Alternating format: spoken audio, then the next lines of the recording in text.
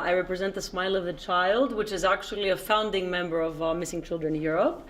And I'm also here in my capacity as a member of the board of directors of Missing Children Europe, and together with Professor Caffo from Italy, responsible for the portfolio of unaccompanied minors. So, yes. Okay. So just very two brief words. The Smile of the Child started 20 years ago. It was the idea of a 10-year-old boy, Andreas Giannopoulos, who fell ill and within a year passed away. It was his idea to form an organization dedicated to putting a smile on every child's face, every child in Greece, irrespective of where they come from. So starting in 1996, and over the past 20 years, the organization has grown to be the largest children's rights organization in Greece, with 420 professionals and 2,500 active volunteers working 24 hours a day, 365 days a year to protect and assist children in Greece and families with children in Greece. Now, I'm starting with a slide that may strike you as odd because I'm here to discuss the unaccompanied minors and migrant minors, but I'm starting with this slide to show the situation in Greece over the past 5 years and to show that, first of all, the country has been facing a tremendous crisis prior to the refugee and migrant crisis. So in this chart, it's evident that over the past 5 years, the number of children we have been called to support through all of our actions, and the organization's actions cover health, welfare, and direct intervention, has increased over 300%.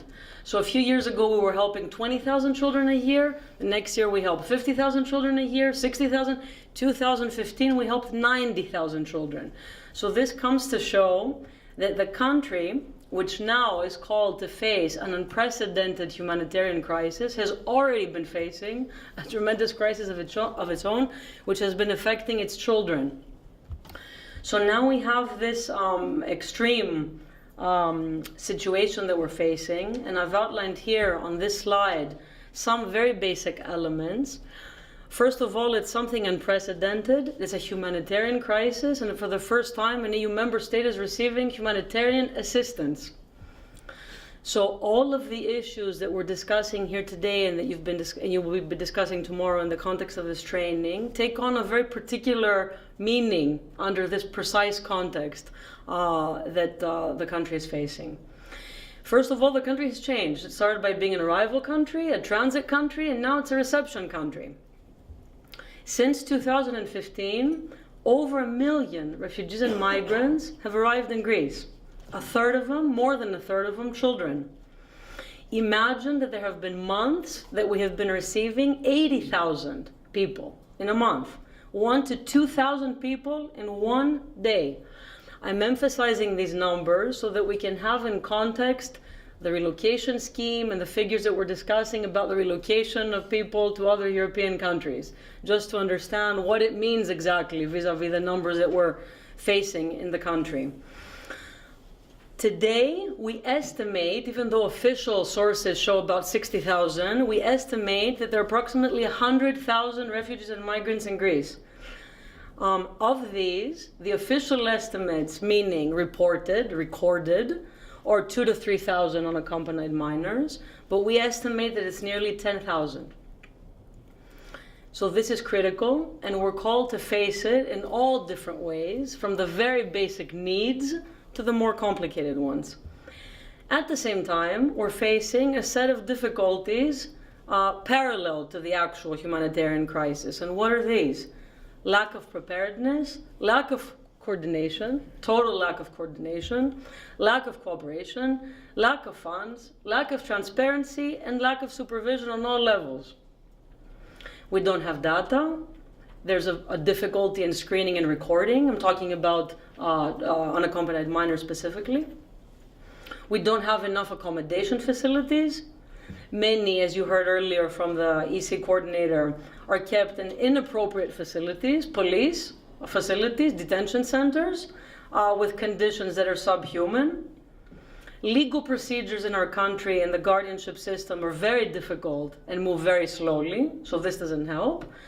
And in this whole context, all the people involved, the staff, the volunteers, the members of the organizations, the NGOs, Many of them are unpaid, working for months without being paid. Many are burnt out, and many are not receiving, most actually are not receiving support. I'm talking about psychological support.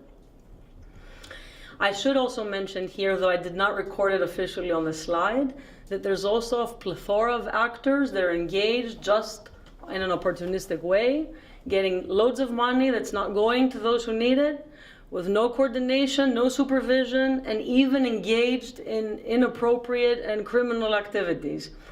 So this is the situation that we're facing, and under this context, we're operating. At the same time, I'm ending the slide on a bit of a positive note. The Greek society, as I'm sure you hear, has shown tremendous solidarity and courage, I would say, in dealing with this situation. And a country that has been dealing with a crisis for many, many years and really is suffering and has no sources of its own is doing the best it can to help these people. So this is something that encourages even the organizations and the actors involved to continue doing what they're doing. Now, the Smile of the Child, over the 20 years that it has existing, has been providing all of its services to all children, and these children include refugee and migrant children and unaccompanied children.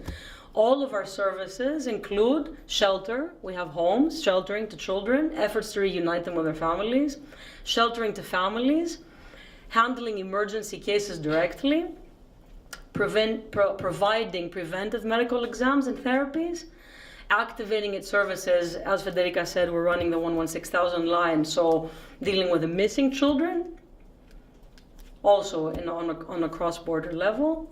So we have supporting mobile medical units, ambulances that go all over the country and offer services. We help children with health problems. We support with material goods, psychologically and socially, families with children. We support them in their communication and coordination with authorities. So all of these services, what I'm trying to say is that all these 20 years, whatever we've been doing also for refugee and migrant children and unaccompanied children. However, now we have a particular situation, and on these two slides that you will see now, we've recorded some of the facts regarding unaccompanied minors, facts, myths, and facts and reality. So you've heard some of these already, I'm sure, today, and I already heard some by the previous speakers. Europol said that 10,000 refugee and migrant children have gone missing. We have indications that these are many, many more. There's evidence, and I haven't noted everything here, some of it, of sexual exploitation of these children. We know that most of the children run away from the facilities, from the accommodation facilities. So we have a total indication that 60% of the unaccompanied minors sheltered are going missing. Now, regarding Greece, again, as the EC coordinator said, there's a variety of sources of facts and numbers and data. So I've indicated some only on these slides, and you cannot know which ones are closest to the truth always. But UNICEF said that 19,000 are trapped in Greece, while 10% of them are unaccompanied. Earlier I told you that officially we're saying 2,000 to 3,000 children, but it's many, many more. According to the Greek police, 1,481 missing children cases have been reported in 2014 and 15, and still most of them are missing. Now we know that some of the facts, some of the realities we have to deal with is that unaccompanied minors usually don't reveal their age. They give a different age. We know that most of them are teenagers, though we have also indications of younger children, and most of them are running away because they don't want to be where they are and they want to get to another place. So, in these next two slides, I've put some facts about specific things we've done for unaccompanied minors.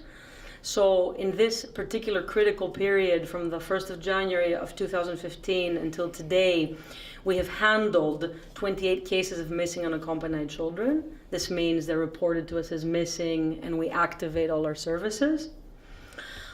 In 2013, 14, and 15, we carried out 47 on-site interventions at the Athens airport. This had to do with smuggling cases. The total number over the 20 years that we have sheltered in our 11 homes all over Greece are 44, and today we have 10 unaccompanied.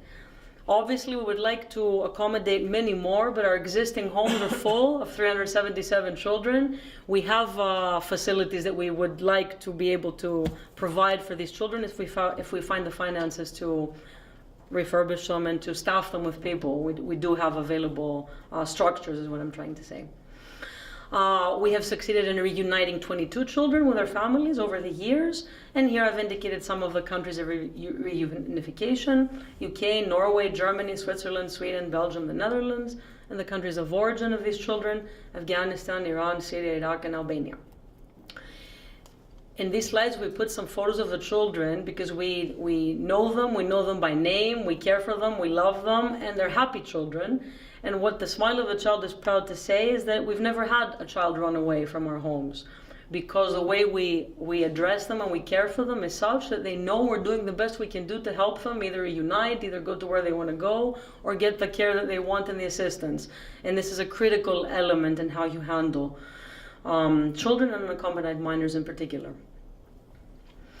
Now, the Smile of a Child, as I'm sure many of you in other organizations and countries that are facing the issue, has come to a point of a dilemma. Meaning, we're working so hard to support so many children, 90,000 children in 2015. We have an annual budget of 13 million, which we have to find every year. We struggle for it. And now we have a new situation, which we cannot ignore. We cannot not be involved in it. But how are we going to do it without taking away from what we already do for the other children? Because we have the children in our homes and all the children we support all over Greece through medical support, material support, psychosocial support. We cannot let go of them, but we have to do something here.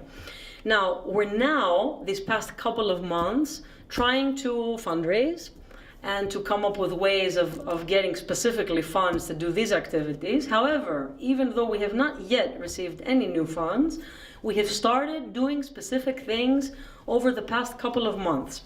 So in February, we started taking emergency actions, and here we've outlined, you'll see the map and the cities in Greece, the areas where we've decided to intervene. So I'm sure you've heard by the Piraeus port in Athens and the tragedy there.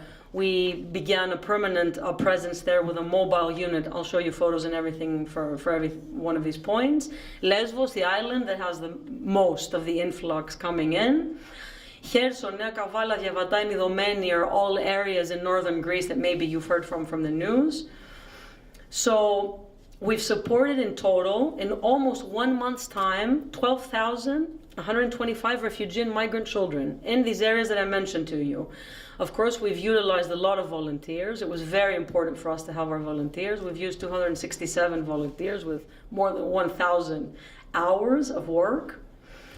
So I'll go in one by one the spots. You understand, as I said in the very beginning, that we're offering all kinds of services. The organization is not active only in the case of missing, but in also healthcare, health provision, sheltering, support, material support, etc. So obviously what I'm showing you today is the range of the actions that we do, targeting the refugee and migrant children. So we supported in the Piraeus port 5,888 children. You see here in the photos our vehicles trying to give basic things, even warming. There was no word for mothers to warm their milk, to make the water, to make the milk for the babies, so we had to come up with something for that. We gave medical exams to 1,535 children through our mobile medical unit. We have a big lorry, Hippocrates, the one you see, with volunteer doctors. And these are some of the photos from these. So we gave medical exams to 1,500 children. We did transfers. As I mentioned, we have our own ambulances, our own mobile medical units that are fully incorporated into the National Emergency Service. So we transferred 2,041 babies and children to and from Piraeus. Bear in mind that we're talking about 70% of the children now in Greece need immediate health care. This is how tragic the situation is. I mean, children are sick. Women are bearing premature babies in the mud, young babies. They're bearing them because they're just arriving and giving birth wherever they are. We offer recreational activities, and we offered this to 632 children. Recreational activities is something that the Smile of a Child has been doing for 20 years in children's hospitals in 3 main cities of Greece, so we know how to do that. We utilize volunteers, so trying to put a smile to children. You see some of their drawings, which are heartbreaking, how they describe their experience. We put them on tables, we give them, crayons and markers, and they draw. And these are some of the images of how they describe their experience.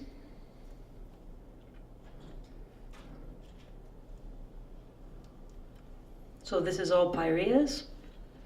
Now Lesvos, the island that all of you I'm sure have heard of, we decided to send there one of our ambulances permanently with an incubator and station it and offer it to the services of the main hospital in Lesvos. So we've already transferred 21 newborns and children. In northern Greece, in the cities I mentioned earlier, we've given material support and psychosocial support to various children. We've transported them with our vehicles. We've given medical exams to them. So here I'm presenting some of the figures. Transfers, 3,500 children, transferring them from the camps and the hotspots to the hospital because there's no one else to do that. 26 newborns and children to and from Idomeni. Mind you, the ambulance we've sent to Thessaloniki, the northern Greece, is the only one in northern Greece with an incubator. Recreational activities, 250 children in Cherso, and these are some photos from that. I'm going quickly just to save time because I tried to put several photos so you can have some images from the front line of Europe, but I'm moving fast. These are the different cities and showing our staff and our vehicles. We also support the children that go to the hospitals because you cannot just drop them there. You have to stand by them and support them, them and their families. So we've supported 18 children in Athens and 14 in Thessaloniki. Now, coming to something closer to you and to the lines and to the people present today. The Smile of a Child, one of its 3 main pillars of action is direct intervention. And to do this, it has its operational centers. And the operational center's heart is the line. The Smile of the Child runs 3 lines: the National Line for Children 1056, the European Hotline for Missing Children 116000, and the European Helpline for Children and Adolescents 116111. All 3 lines are interconnected with a 112 European emergency number, and we run these lines 24 hours a day with staff, psychologists, social workers. These are the areas around Greece where we have these centers in Athens, Thessaloniki, and Patra. We also have an emergency area. We foresaw this a few years ago. We haven't had to use it up to now at the Athens airport. In case all lines fall down, there's a disaster recovery area at the Athens airport, so the lines will not fail. We have our own vehicles, jeeps, etc. We have our own search and rescue team. These are some of the tools that we activate in all cases of missing children. And of course, they're at the disposal of the missing unaccompanied children as well. And we also run support centers that offer material support to refugees and migrants and children and families in Greece in general.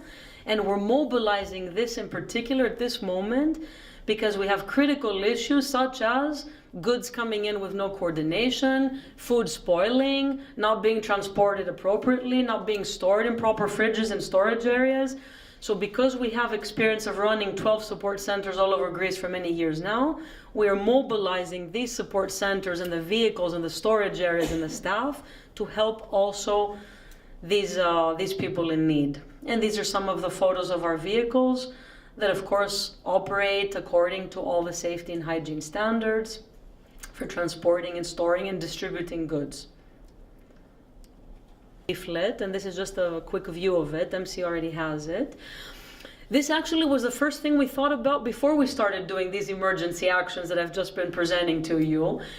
This was back in the fall where we said, we're running the lines and we have to mobilize, and these people coming in through our country have to know that these lines are available, that they can call us if they get lost, if they need help, if they can't find their parent, if they can't find their child.